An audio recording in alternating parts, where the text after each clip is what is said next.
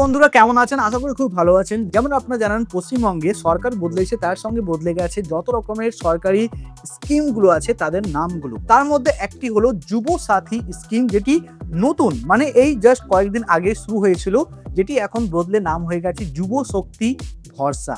হ্যাঁ, আজকে কথা বলবো এই যুব শক্তি যে প্রকল্প আছে তার নিয়ে, কিভাবে আপনি অ্যাপ্লাই করবেন, এর ক্রাইটেরিয়া কি কি আছে, কি কি ডকুমেন্টস লাগবে, এবং সবথেকে ইম্পর্টেন্ট ডিবিডি লিঙ্ক। অনেকেই ভাবছে এই ডিবিডি লিঙ্ক হচ্ছে কেওয়াইসি, মানে আপনি রিসেন্টলি যদি ব্যাংকে আপনি কেওয়াইসি করেছেন তাহলে আপনাকে ডিবিডি লিঙ্ক করতে হবে না, এরকম যদি ভাবছেন তাহলে অতি অবশ্যই ভুল ভাবছেন।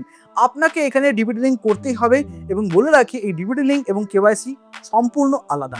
তো বন্ধুরা, এই ভিডিওটি খুব ইম্পর্টেন্ট হতে চলেছে, ভিডিওটি অতি অবশ্যই শেষ অবধি দেখবেন। ভিডিওটি যত পারবেন শেয়ার করবেন সবার মধ্যে, কারণ অনেককে এই ডাউটসগুলো ক্লিয়ার হওয়া খুব দরকার। আর আমরা এই চ্যানেলে এইরকমই ভিডিও আনতে থাকি, তাই ভিডিওটি লাইক করবেন, পাশে দেওয়া বেল আইকনটি ক্লিক করে অল করে দেবেন, যাতে পরবর্তী ভিডিওগুলি আপনার মিস না হয়। যত রকমের লেটেস্ট আপডেট আসবে আই প্রমিস এই চ্যানেলে আপনার জন্য নিয়ে আসবো খুব শীঘ্রই। চলুন বন্ধুরা, ভিডিওটি শুরু করা যাক। সব থেকে প্রথমে এই যে যুব শক্তি ভরসা এই প্রকল্পের ক্রাইটেরিয়ার যদি কথা বলা হয়, প্রথম ক্রাইটেরিয়া আপনাকে ওয়েস্ট বেঙ্গলের বাসিন্দা হতে হবে। সেকেন্ড ক্রাইটেরিয়া হচ্ছে আপনাকে অতি অবশ্যই আনএমপ্লয়েড হতে হবে, মানে আপনি কোনো রকমের গভর্নমেন্ট বা প্রাইভেট জবের সাথে যুক্ত যদি থাকেন তাহলে এই প্রকল্প আপনি পাবেন না। থার্ড হচ্ছে অতি অবশ্যই আপনার বয়স যেটি আছে 21+ হতে হবে। এবার যদি কথা বলি ডকুমেন্টসের ক্ষেত্রে আপনার কোন কোন ডকুমেন্ট লাগবে, তাহলে প্রথমেই লাগছে আপনার এখানে আধার কার্ড, সেকেন্ড লাগছে রেসিডেন্স প্রুফ। এবার এখানে রেসিডেন্স প্রুফের জন্য আপনি এখানে ভোটার কার্ড দিতে পারেন, রেশন কার্ড দিতে পারেন, পাসপোর্ট দিতে পারেন, আপনার ড্রাইভিং লাইসেন্স দিতে পারেন, আপনার ইলেকট্রিসিটি বিল দিতে পারেন, আপনি যদি কোনো ভাড়া থাকেন তাহলে ভাড়ার যে চুক্তি মানে অ্যাগ্রিমেন্ট পেপার সেটিও দিতে পারেন। এখানে আপনি যে কোনো একটি রেসিডেন্স প্রুফের যে ডকুমেন্ট সেটি দিতে পারেন। থার্ড হচ্ছে অতি অবশ্যই 10th পাসের যে অ্যাডমিট কার্ড সেটি থাকতে হবে, অথবা আপনার 10th যে সার্টিফিকেট আছে পাসের সেই সার্টিফিকেট থাকতে হবে। ফোর্থ হচ্ছে আপনাকে একটা পাসপোর্ট সাইজ ফটো দিতে হবে। ফিফথ হচ্ছে আপনার কাছে একটা অ্যাক্টিভ ব্যাংক অ্যাকাউন্ট থাকতে হবে।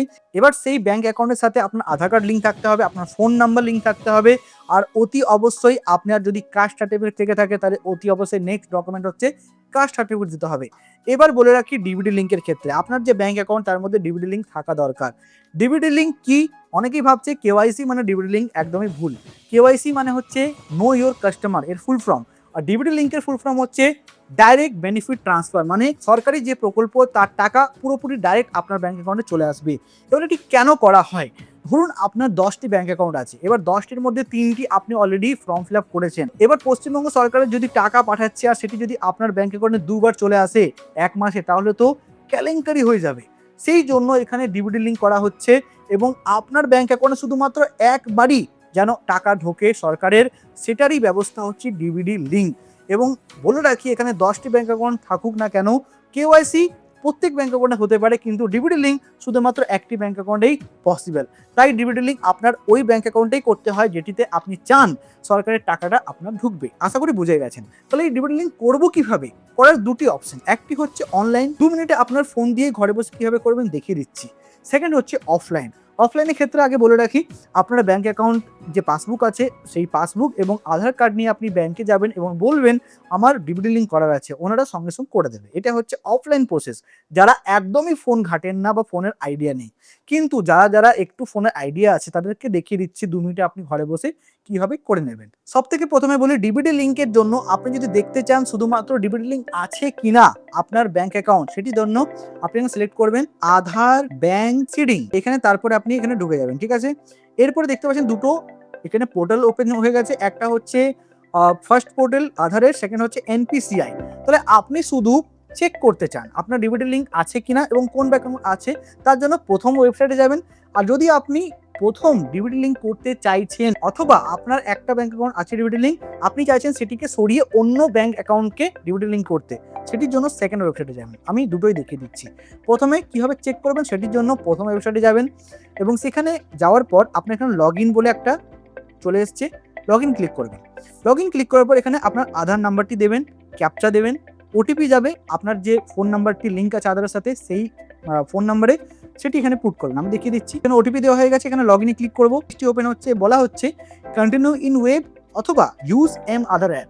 অনেকেই জানে এম আধার অ্যাপ দিয়েও এগুলি করা যায়। তো যদি আপনার ফোনে এম আধার অ্যাপ থাকে তাহলে সেখান থেকেও করতে পারেন, অথবা এখানে এই ওয়েবসাইটের জন্য কন্টিনিউ ইন ওয়েবে ক্লিক করব, ঠিক আছে। তারপর দেখতে পাচ্ছেন এখানে first, second, third, fourth and fifth option যেটি আছে ব্যাংক সিডিং স্ট্যাটাস, একদমই ঠিক, এখানে আপনাকে ক্লিক করতে হবে। এই যে অপশনটা, এখানে যে ক্লিক করবেন আপনি এখানে দেখতে পাচ্ছেন, যদি আপনার এখানে ডিবিটি লিঙ্ক করা থাকে তাহলে ঠিক এরকম লেখা চলে আসবে, congratulation your Aadhaar bank mapping has been ডান।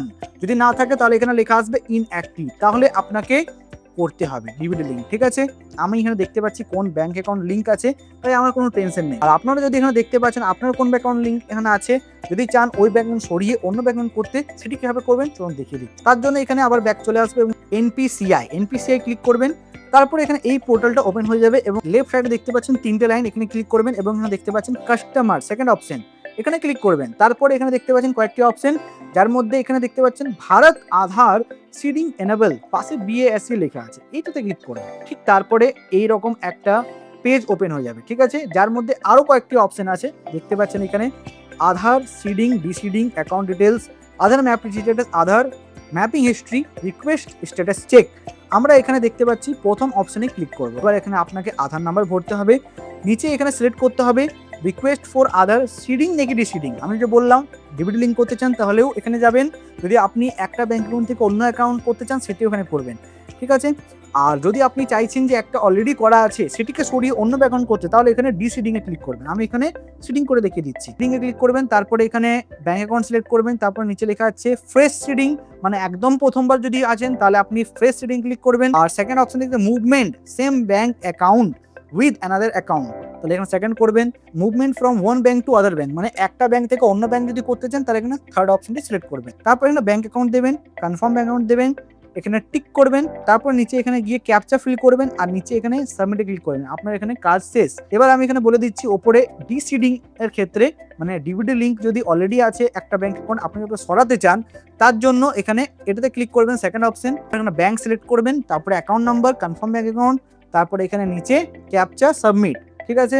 আচ্ছা, এখানে বলে রাখি আপনি যদি অলরেডি একটা ব্যাংক অ্যাকাউন্ট করে রেখেছেন ডিবিটি লিঙ্ক, তো সেটাকে সরিয়ে মানে ডিসিডিং করে তবে আপনি অন্য ব্যাংক অ্যাকাউন্টকে সিডিং করতে পারবেন, মানে ডিবিটি লিঙ্ক করতে পারবেন, এটা খেয়াল রাখবেন। আশা করি বন্ধুরা বুঝে গেছেন ডিবিটি লিঙ্ক কি এবং কিভাবে করতে হবে। এই যে এবার কথা হলো যুব শক্তি প্রকল্প, এটা কিভাবে আপনারা অ্যাপ্লাই করবেন, অ্যাপ্লিকেশন কিভাবে ভরবেন, কোন সাইট থেকে ভরবেন। তো এখানে আমাদের যে ওয়েস্ট বেঙ্গল সরকার আছে এখনো অবধি কোনো রকম আপডেট দেয়নি, যত তাড়াতাড়ি তিনি দেবেন আমি সঙ্গে সঙ্গে আপনাদের জন্য ভিডিও নিয়ে চলে আসবো এই চ্যানেলের মধ্যে। আপনারা এই চ্যানেলটিকে সাবস্ক্রাইব করে রাখুন, পাশে দেওয়া বেল আইকনটি ক্লিক করে অল করে রাখুন, যত শীঘ্রই পারবো ভিডিও আপনাদের জন্য নিয়ে আসবো কিভাবে আপনারা সেই অ্যাপ্লিকেশন করতে পারেন অফলাইন বা অনলাইন। আর যদি কোনো প্রশ্ন এখনো থেকে থাকে অতি অবশ্যই নিচে কমেন্ট করে আমাকে জিজ্ঞেস করুন, আমি অলওয়েজ আপনাদের জন্য আছি। তো চলুন বন্ধু, দেখা হচ্ছে পরবর্তী ভিডিওতে। ভালো থাকবেন, সুস্থ থাকবেন, টেক কেয়ার।